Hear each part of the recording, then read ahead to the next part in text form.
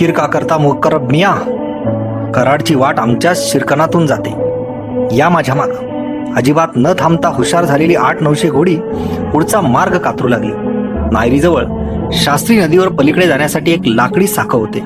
ते शंभूराजांनीच बांधून घेतलेले होते. नदी ओलांडून घोडी पलीकडच्या बाजूने पुढे नेटाने धावू लागली. राजांनी आपली दुःखी नजर शास्त्रीच्या प्रवाहाकडे टाकली. तो प्रवाह त्यांच्या लाडक्या येसूच्या माहेरातून शृंगारपुरातूनच खाली वाहत येत होता. त्याची आठवण येताच नकळच त्यांच्या सुजलेल्या डोळ्यातून अश्रूंचे 4 थेंब उगळले. आता सासरच्या वाटा, स्वराज्याच्या वाटा, सौख्याचे रस्ते, सुखाची वळणे, इष्टमित्रांचे उंबरे, ती मंदिरे, पाण्याने भरलेले घाट एक एक करून सारे पाठीमागे पडू लागले होते. समोरची छाती इतक्या उंच गवताची काटेरी वाटही सरता सरत नव्हती. निवळीच्या माळरानावर धनगरांची 8 तरणी ताठी पोरं उभी होती.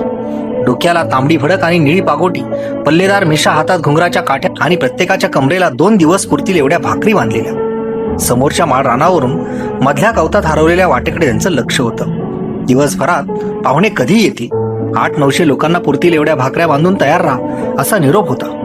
गेल्या 2 दिवसांपासून रोज एवढ्या लोकांच्या भाकरी तापून निवळीजवळचा धनगरवाडा रस्त्यावर उभा राहत होता. 2 दिवसांमागे गणोजी शिर्क्यांचा कारभारी गोवर्धनपंत स्वतः निवळीला येऊन पोहोचला होता. जयनगर बंदराजवळ हिऱ्यांचे काही इराणी चाचे चोरटा व्यापार करतात. त्यांना पकडण्यासाठी शिर्क्यांची एक टोळी जयनगराकडे दबा धरून बसली आहे. त्या परदेशी सौदागरांना पकडून कराडवरून साताऱ्याकडे न्यायचा खुद्द शंभूराजांचा हुकूम आहे असे गोवर्धनपंतांनी सांगितले होते. या निमित्ताने शिर्क्यांचे आणि शंभूराजांचे भांडण मिटल्याची खबर स्थानिक लोकांना समजली होती. लोक खुशीने आपापसात हातावर टाळी देत बोलत होते. शेवटी बायकोचा भाऊ आणि लोण्यापेक्षा मऊ. गोवर्धनपंत एक कंजूस गृहस्थ म्हणून प्रभावलीमध्ये प्रख्यात होता. पण आता मात्र त्याने भलताच हात सैल सोडला होता. भाकरी बडवणाऱ्या धनगरणींपुढे त्याने एवढ्या ओंजळीने शिवाई मुद्रा टाकल्या होत्या की काही आयामाया गमतीने बोलल्या, सरकार भाकऱ्या 2-3 दिवसांच्याच पाहिजेत का 1 महिन्याच्या? त्यातच गोवर्धनपंताने कोठून तरी बळकट 200 घोडी पैदा केली होती. ती निवळीच्या मूळ ओढ्याजवळ आत आडोशाला झाडाला आणून बांधली होती. बहुतेक मोठी शिकार असणार याचा गावकऱ्यांना अंदाज आला होता. धनगरांच्या तरण्याबांड 8 पोरांची निवड वाटाडे म्हणून करण्यात आली होती. तो जंगली घाट रस्ता खूपच अडचणीचा होता, धोक्याचा होता. किमान 8-10 काटक आणि धडधाकट माणसे एकत्र आल्याशिवाय त्या आड रानात कोणीही घुसायचे धाडस करत नसे. वाघांच्या डरकाळ्या ऐकू येत आणि रानडुकरांच्या कळपांना बगल देतच या घाटाने वर चढावे लागेल. क्वचित कोणी व्यापारी 1000-500 बैलांच्या पाठीवरून या घाटाने माल घेऊन वर चढत आणि पलीकडे पाटण आणि कराडकडे निघून जात.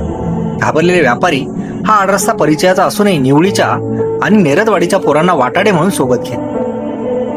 मगच पुढची वाट धरत. कालपासून वाटाडे खोळंबून बसले होते.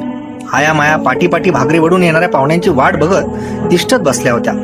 बसल्या बसल्या पोरांच्या गमती चालल्या होत्या.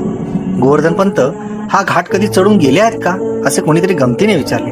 तेव्हा दुसरा एक पोरगा हसत बोलला, पंतांचं सोडावं, पण त्या गणोजी शिर्क्यांच्या आजा पंजाने सुधीक हा घाट देखलेला नाही. दुपारचे ऊन टरटरू लागले. इतक्यात उंच गवताच्या पोटातून एकावेळी 800-900 घोडी तिथे धावत आली. समोरच्या चढणीने सर्वांनाच घाम फुटला होता. गोवर्धनपंताने गडबड केली. ओढ्यातल्या 200 घोड्यांची दावी सोडली. तांडा बाहेर काढला. मुसलमान सैनिकांनी घोड्यावरून पटापट खाली उड्या ठोकल्या. धनगरणींनी आपल्या भाकरीने भरलेल्या दोड्या पुढे केल्या. दामल्या भागल्या स्वारांनी उभ्या उभ्या चटणी भाकरी पोटात ढकलली.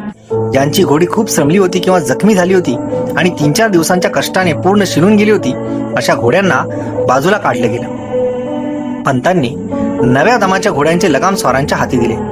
त्या वाटाड्या पोरांची नजर सौदागरांना शोधत होती. अखेर त्यांना ते दोन्ही सौदागर दृष्टीस पडले. अतिशय बळकट, उंच आणि रुंदाळ पाठीच्या घोड्यांवर त्यांना जाम जखडण्यात आले होते. त्या दोघांची मूळची गोरीपान तोंडे महाराणे आणि सुजीने बेंगरूळ दिसत होते. त्यांचे हात त्यांच्या पाठीवर काढण्यांनी बांधले होतेच. शिवाय त्यांनी रडू नये ओरडू नये म्हणून मोठाली झडपी त्यांच्या तोंडात खोचून ती मागे त्यांच्या कानाजवळ बांधली. घोड्यांच्या तोंडात लगाम बांधावे तशीच ती जाम बांधण्याजवळ होती. धनगरांची पोरे मोठ्या कौतुकाने त्यांच्या डोळ्यांकडे पाहत होती. एक दुसऱ्याला सांगत होता, शिरपागड्या खरोखरीच्या हिऱ्यांपेक्षा डोळं चमकतात बघ ह्या दोघांचं. मधूनच त्या दोघांचे डोळे अश्रूंनी गळत होते.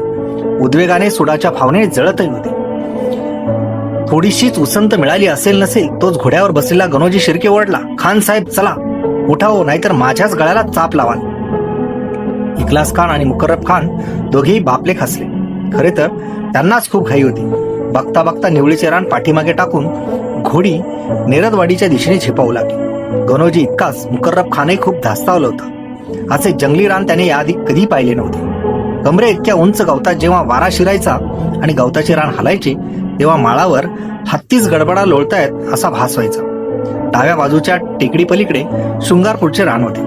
त्या बाजूचे उंच कडे, डोंगर आणि पर्वतराणी बघून मुकर्रब खानाला घाम फुटत होता. अचानक लांबून घोड्यांच्या टापांचे आवाज ऐकू येऊ लागले. बघता बघता समोरच्या गवतातून 50-60 घोड्यांचा जत्था अंगावर धावून आला. मुकर्रब खान हबकला. इकलास खान दचकला. उठून आली मराठ्यांची झुंड. अजून मागे गवतात किती जण लपले. बापले घाबऱ्या नजरे एकमेकांकडे बघू लागले. साऱ्या अरण्यालाच घोड्यांचा गराडा पडल्याचा त्यांना भास झाला. मराठा पथकाने अचानक वाट अडवल्याचे पाहून खानाचे पथक घाबरून जागच्या जागी थांबले. घोड्यात घोडी मिसळली. ती आकसून खोळंबून जागच्या जागी थबकली. सारे कांगरून अंगाला अंग घासत उभे राहिले. आता मुकर्रब खानाचे डोळे तर पांढरेच झाले होते. गणोजीच्या घशाला कोरड पडली होती. त्याने पुढच्या अंगाला उभ्या असलेल्या सूर्याजी भोसलेला पाहिले. ते शृंगारपूरचे गस्तीचे पथक असल्याचे त्याने ओळखले.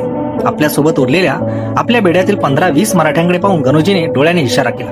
त्याने बेंबीच्या देठापासून आरोळी ठोकली. संभाजी महाराज की जय.